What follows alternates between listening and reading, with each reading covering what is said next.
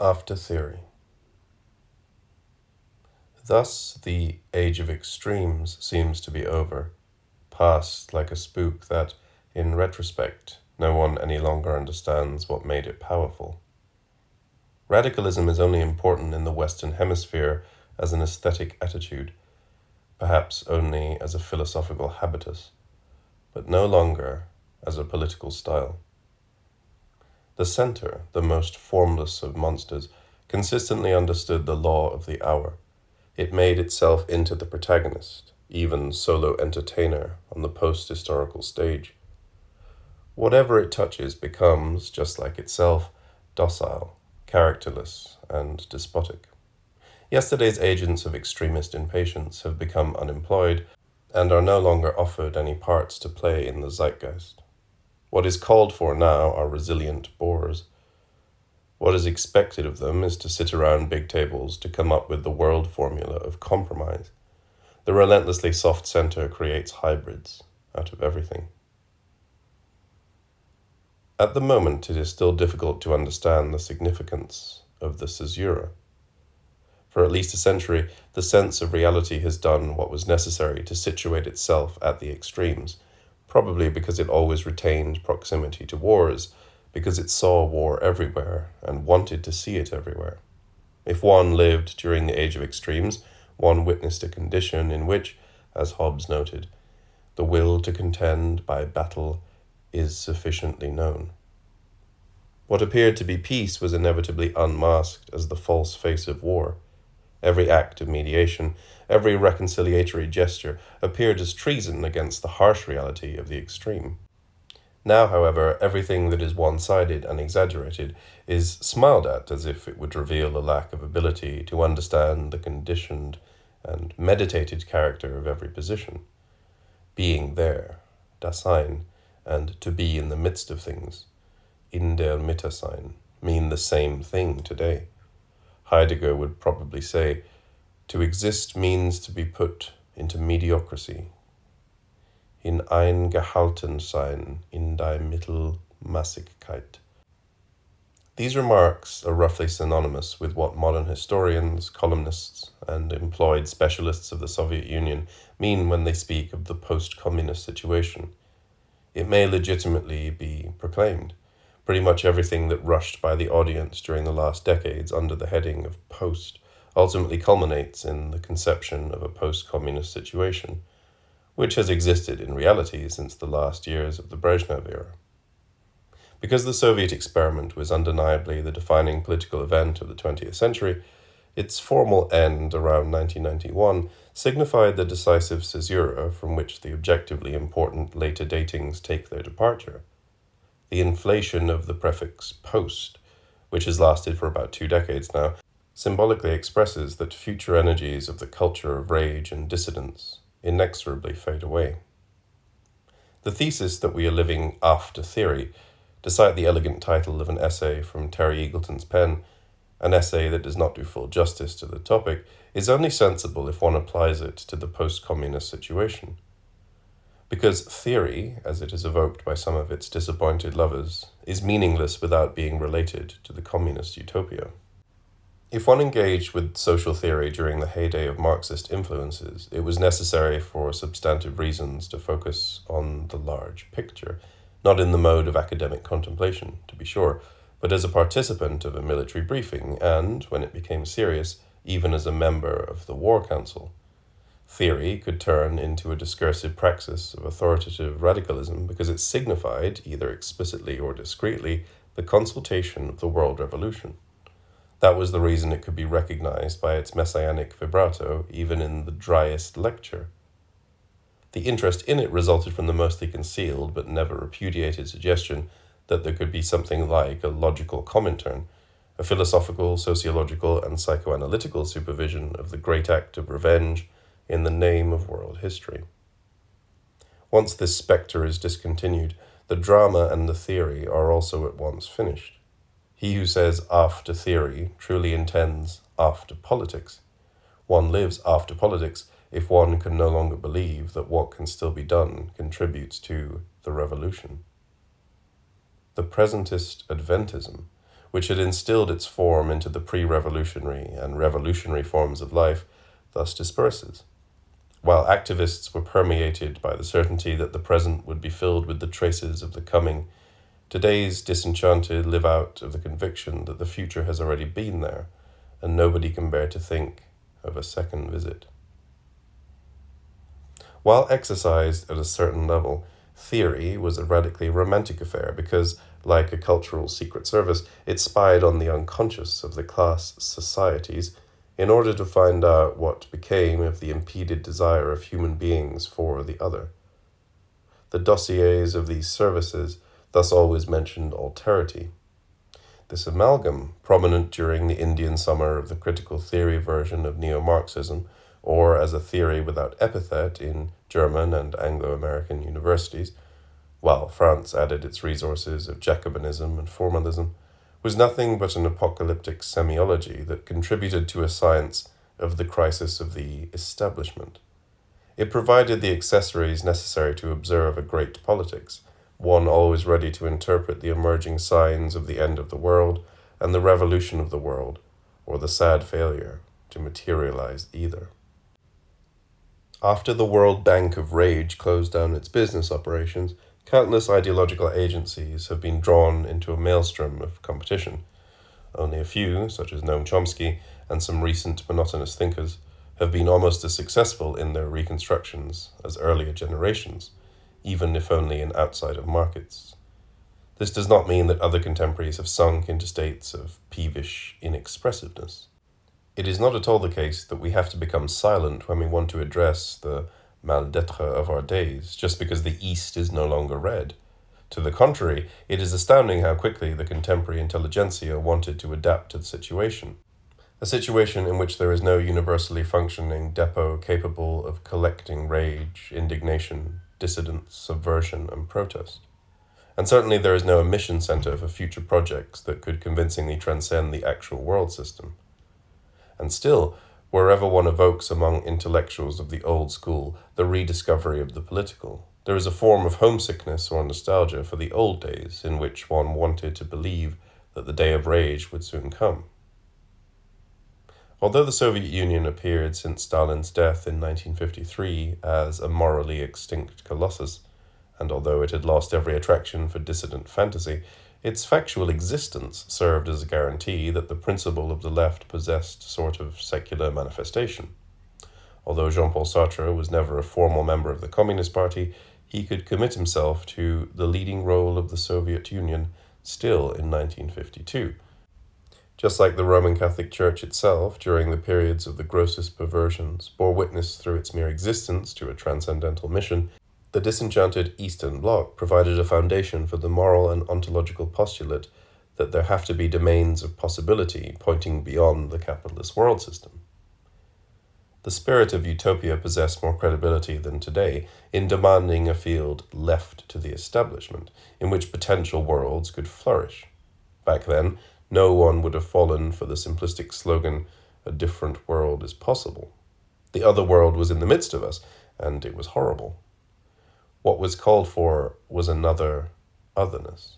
In this situation, the word alternative started its career.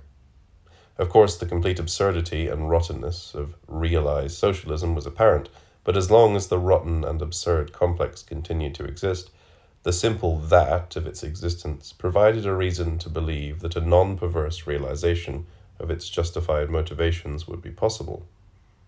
Not all dissident potentials were already condemned to the art world's late-night programs and pantomimes. The horizon was not yet narrowly constricted to amusement parks for erotically excited last men. Apart from the epistemological break with the old European monological conception of truth, responsibility for the currently dominant unlimited pluralism mainly belongs to the end of the dogma of homogeneous evolution, which had still characterized the European Enlightenment. In that regard, it is an heir to medieval logic. The illusion ended that one could control one's age from a single metropolis, whether called Moscow, Paris, Berkeley, Frankfurt, or Heidelberg. In the meantime, the multiplicities, the differentiations, the singularities are so prominent that their media could forget that they belong to one common humanity. In 1951, Albert Camus wrote with regard to the past horrors, "Disaster is today our common fatherland." Contemporaries do not want to hear about common fatherlands beyond their own spheres of interest. Even the negative utopia, the anticipation of a global natural catastrophe, is incapable of creating a transcending horizon of binding departures. The spirit of de-solidarization, whether private, local, national, multinational, or imperial, reaches so deep that every unity wants to be certain that it will be spared, even if the others are swallowed up by the maelstrom. The next years will show how dangerous this multi-egoistic situation is. If it belongs to the lessons of the 20th century that universalism from above fails, the stigma of the 21st century could become the failure to cultivate a sense for common situations from below. These changes ruin the moral, rhetorical, and doctrinal basis of the traditional left. Previously successful language games have become implausible, as what could be commonly taken for granted has changed. The prudish gynecological images with which Marxism got intoxicated have totally lost their footing in reality. Who could seriously repeat the phrase that the means for the realization of the classless society would grow from the bottom of the bourgeois society, in order to one day break free, and why not with the help of a bloody C-section by the name of revolution? It would now be just as ridiculous to continue using the outdated metaphor of a primal ground, as if truth and the future could hide down there, ready for the big leap to the top. The conception of a hidden society beneath society, of a secret world of cellars and tunnels where the subversion of the bourgeois edifices was planned for the future, is a totally empty conception. Only abstruse sleepers wait under the cover of normality for the day of being activated. The deep bunkers built today, for example, for the secret nuclear weapons programs of expansive middle-tier powers, could be all kinds of things, but not incubation cells for happy futures. Today, the decline of a mythology of cellars and the underground extends so far that even steadfast partisans of the communist idea, such as Antonio Negri, have had to give up the old totem of the left, the groundhog. In a universe made up of surfaces, Negri claims, this being, which digs in hidden places, has lost its political significance. It is to be replaced by the snake, a creature with a rich Gnostic past life that adapts perfectly well in the horizontal dimension to the flat, transparent shape and color-changing world. Let us return to the irony of the situation. After 1991, there was nothing left to understand of what had already been hidden for alert observers of the Soviet experiment after 1918 and Lenin's decrees concerning the Red Terror, for the sympathizers with the left opposition after 1921, for those stuck with utopian defiance after 1956, and for the special needs students of history after 1968. The art of reading for Deconstruction, the representative of radical critique, could only remain on the stage by clearly distinguishing itself from the myths of the underground. It is not concerned with digging down into the impossible depth of texts and institutions in order to attach dynamite to the foundations. It carefully points to the instability and ambiguities of seemingly solid constructions. It reveals the indeterminacy of allegedly clear binary oppositions. It makes manifest the hidden self-contradictions of coherent discourses. As a new version of the dream analysis of texts of any kind, in particular those of the old European metaphysics, it is, although its defenders often claim the opposite, an upgraded version of hermeneutics, which dedicates itself with a critical apparatus and heightened pathos to the task of provisionally letting everything be what it is. Starting with this result, it is also possible to understand the complicity between deconstruction and American mass culture. The latter is also committed to the mission of not touching what exists. Its means is the incessant evocation of the dream of a worse world, next to which the existing world looks like a realized utopia, worthy of being defended by all means. It would be possible to gather many observations following a similar tendency in order to always repeat the same fact. After the resignation of the Eastern opponents from the World Civil War in between 1917 and 1945, and since the end of the Cold War between the two primary nuclear powers, the ideological pendulum, which used to swing to the extremes, has almost reached a standstill. Where everything is pulled to the center, gravity wins. Graffiti artists from Berlin understood. Being puts consciousness out of tune. Das Sein verstimmt das Bewusstsein. Being now refers to the gravitational forces of the unified center. Only what possesses the power to draw down is real. What could be more obvious in this situation than that the new unhappy consciousness diverts itself from being, just like in the old days? Precisely this is the signature of an age that wants to be everything but critical. The intelligentsia has, for the most part, turned away from criticism to opt once again for the primacy of religion. Desecularization gains ground every day. The need for the life-serving illusion has wrestled down truth. What this transition means for the process of civilization in the long run cannot be predicted today. Criticism was, it is important to realize, the consequence of the ontological assumption that fictions can fail because of facts. Now it is the facts that fail because of fictions, because in the future, facts themselves are supposed to be only successful fictions. Future historians will confirm that the last third of the 20th century was dominated by the motif of a return to the center, a center that could never fully decide on its motivations and philosophical implications. These historians will identify the unwillingness of the intellectual to identify positive values in the center or middle positions as one of the symptoms of the crises of that epoch. The ongoing romanticism of radicals blocked the learning processes that could have prepared for the problems of the 21st century.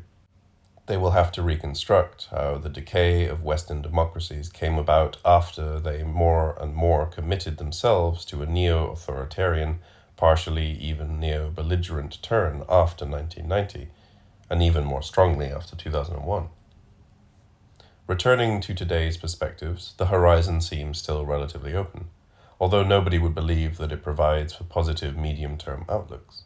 What characterizes the situation is not the real decrease of available quantities of rage among the excluded, ambitious, unsuccessful, and vengeful. Their quantity necessarily has to be higher under free circumstances than in the past authoritarian systems of the East, in which a climate of discouragement characterized the atmosphere. The mark of the situation is rather the loss of the function of symbolic institutions responsible for the political accumulation and transformation of dissident energies during 2 centuries of conflict. This raises the question of how our time will interpret the formula ira quaerens intellectum. Indeed, whether is it at all possible today to revitalize the liaison between indignation and adaptability that constituted, or at least co-constituted, politics for 200 years.